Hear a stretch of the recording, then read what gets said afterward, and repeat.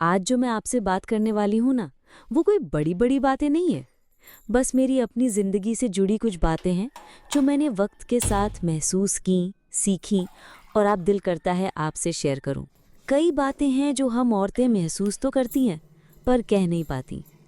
तो चलिए आज दिल खोल के बात करते हैं। पहली बात, मैं सिर्फ हाउसवाइफ हूँ ये सोचना बंद कीजिए। मुझे अभी याद है, एक बार जब किसी ने कैजुअली पूछा तुम करती क्या हो, मैंने झिझक के कहा बस हाउसवाइफ हूँ। और सच बताऊँ, वो बस शब्द ना मेरे गले में अटक गया और उस शब्द ने मुझे खुद छोटा महसूस करा दिया। क्योंकि असल में मैं क्या करती हूँ, सुबह सबके उठने से पहले उठ जाती हूँ। बच्चों के टिफ़िन से लेके हस्बैंड के कपड़ों तक सब कुछ टाइम पर।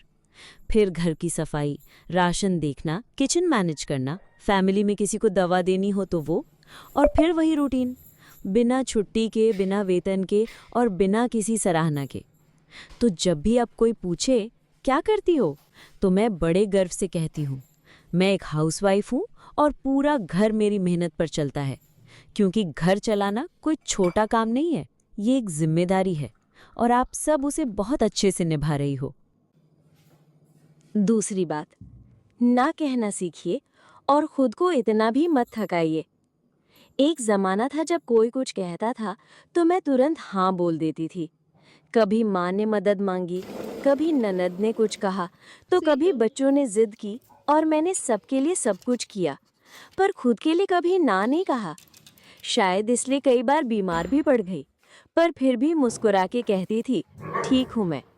लेकिन अब समझ आया कि अपनी थकावट को नज़रअंदाज करना खुद के साथ बेईमानी है। अब मैं धीरे धीरे ना कहना सीख रही हूँ और सच कहूँ बहुत हल्का महसूस होता है। कभी किसी को मना करना गलत नहीं है। अगर आप थके हुए हैं या मानसिक रूप से थक चुके हैं तो थोड़ा ब्रेक लेना भी ज़रूरी है। तीसरी बात, थोड़ा अकेले बैठिए, खुद से बातें कीजिए। हमें दिन भर बच्चों की आवाज़, टीवी की आवाज़, प्रेशर कुकर की सीटी सब सुनाई देता है, पर क्या कभी खुद की आवाज़ सुनी है? कभी 10 मिनट अकेले बैठिए, बिना फ़ोन, बिना टीवी, बस अपने साथ। शुरू में अजीब लगेगा, लेकिन धीरे धीरे आपको अपनी सोच, अपनी असली फीलिंग सुनाई देने लगेंगी। मुझे याद है जब मैंने पहली बार छत पर अकेले बैठकर शाम का सूरज देखा था, तो आंखों में आंसू आ गए थे। क्योंकि तब एहसास हुआ कि मैं खुद को बहुत पीछे छोड़ चुकी थी। अब मैं रोज थोड़ा समय खुद के लिए निकालती हूँ, कभी चाय के साथ, कभी किसी पुरानी डायरी को खोलकर।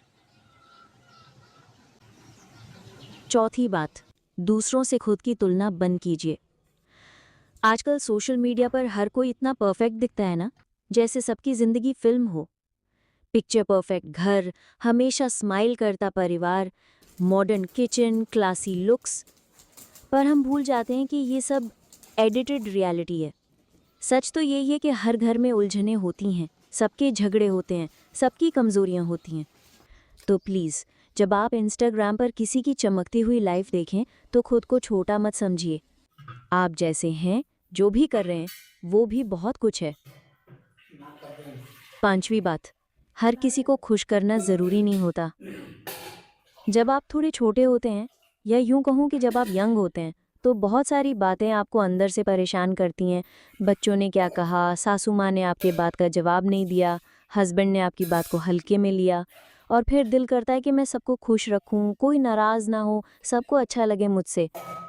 पर यहीं पर हम गलती कर बैठते हैं। हर किसी को खुश रखने की कोशिश में हम खुद को बहुत पीछे छोड़ देते हैं। खुद की पसंद, खुद की खुशी, खुद की आवाज़, सब कुछ धीरे धीरे दब जाता है। मुझे भी लगता था कि मैं अगर सबका ख्याल रखूंगी तो सब मुझसे खुश रहेंगे, पर ऐसा नहीं होता। कुछ लोग कभी भी संतुष्ट नहीं होते, चाहे आप कितना भी अच्छा क्यों न कर ले।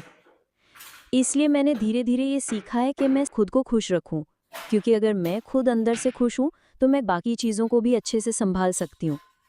खुद की खुशी की जिम्मेदारी उठाइए, ये किसी और का काम नहीं है। पांचवी बात, खुद को सिर्फ रिश्तों से मत जोड़िए।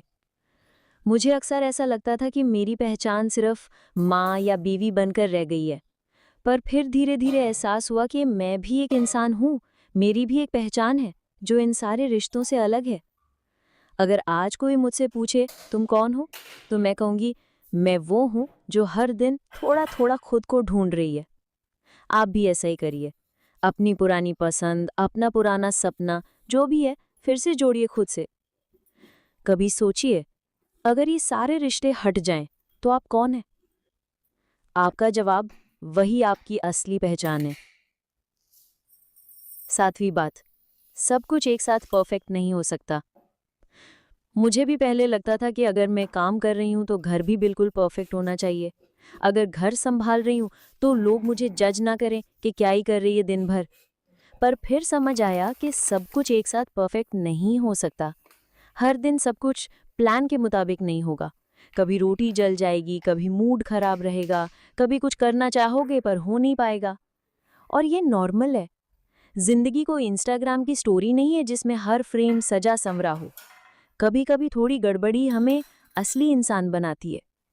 8वीं बात, हर रिश्ते को बचाना सिर्फ आपकी ड्यूटी नहीं है। कई बार हम लड़कियां सोचती हैं कि रिश्ते में दरार आए तो हमें ठीक करना चाहिए, चुप रह लें, समझौता कर लें, कुछ ना कहें ताकि रिश्ता बना रहे।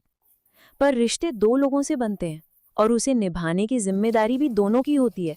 अगर आप अकेले ही सब कुछ सह रही हैं, समझौते पे समझौता कर रही हैं और सामने वाला कुछ भी नहीं कर रहा, तो ये रिश्ता नहीं, बोझ बन जाता है। आपका साइलेंस आपकी समझदारी नहीं कहलाता। कई बार सामने वाला उसे आपकी कमजोरी समझता है। इसलिए जहां जरूरत हो वहां बात करना भी सीखिए। 9वीं बात, लोग क्या कहेंगे, ये सबसे बेकार सोच है। कितनी बार आपने कोई चीज सिर्फ इसलिए नहीं की क्योंकि लोग क्या सोचेंगे। कभी कपड़े पहने तो सोच लिया, अरे ये थोड़ा ज्यादा स्टाइलिश है, क्या बोलेंगे। कोई पोस्ट डालनी थी पर फिर लगा सब देखेंगे, कोई कमेंट कर देगा तो। पर सच बताऊं, लोग तो कुछ भी कहेंगे। आप कितनी भी सिंपल रहो, चुप रहो, मेहनत करो, फिर भी किसी ना किसी को कुछ ना कुछ कहना ही होता है। तो क्यों ना वही किया जाए जो आपका दिल कहता है। कम से कम बाद में ये पछतावा नहीं रहेगा कि काश मैंने अपने मन की सुनी होती। 10वीं बात, छोटी छोटी चीज़ों को भी सेलिब्रेट कीजिए। हम अक्सर सोचते हैं कि जब कुछ बहुत बड़ा अचीव होगा तभी सेलिब्रेट करेंगे, लेकिन छोटी छोटी चीज़ें जैसे आज टाइम पर उठ गए या आज 1 घंटा सिर्फ खुद के लिए निकाला, ये भी जीत होती है। खुद की पीठ थपथपाना सीखिए। हर दिन बड़ा नहीं होगा, लेकिन हर दिन में कुछ छोटा अच्छा जरूर होगा, उसे महसूस करिए। एक स्माइल, एक शांत कप चाय, एक नई चीज सीखी, ये सब आपकी ग्रोथ का हिस्सा है। 11वीं बात, माफ करना सीखिए, पर खुद के लिए। माफ करना आसान नहीं होता, मैं जानती हूँ। कभी कभी लोग इतना बुरा कर जाते हैं कि लगता है क्यों माफ करें। पर जब आप माफ करते हैं तो किसी और के लिए नहीं, खुद के सुकून के लिए करते हैं।